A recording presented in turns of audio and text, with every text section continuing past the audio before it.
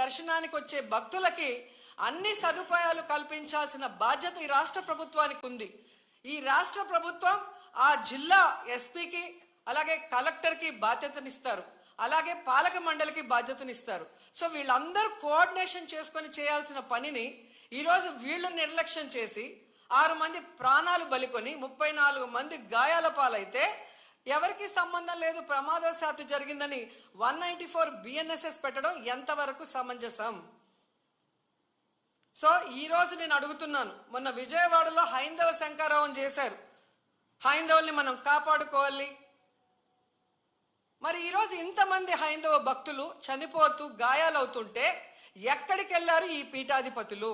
ఇప్పుడు బయటికి రండి, బయటకు వచ్చి తిరుమల పవిత్రతను కాపాడండి, అక్కడ చనిపోయిన వాళ్ళ కుటుంబాలతో మాట్లాడండి, ఆ చనిపోవటానికి కారణమైన ఈ ప్రభుత్వాన్ని పాలక మండలిని నిలదీసి వాళ్ళ మీద క్రిమినల్ కేసులు పెట్టేంత వరకు మరి ధర్నా చేయండి.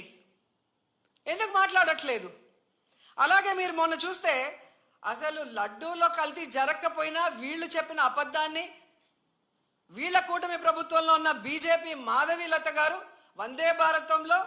వందే భారత్ ఎక్స్ప్రెస్లో భజన చేసుకుంటూ వచ్చి ఎన్ని రకాలుగా మాట్లాడిందో మనం చూసాం. నిజంగా మీకు దేవుడి మీద భక్తి ఉంటే, భక్తుల మీద ప్రేమ అభిమానం ఉంటే ఈరోజు 6 మంది ఎవరి వల్ల అయితే చనిపోయారో ఈ ప్రభుత్వాన్ని నిలదీయండి. ఈ ప్రభుత్వంలో ఎవరెవరు ఈ చావుకు కారణమయ్యారో వాళ్ళందరి మీద మోడీ గారికి చెప్పి క్రిమినల్ కేసులు పెట్టించండి.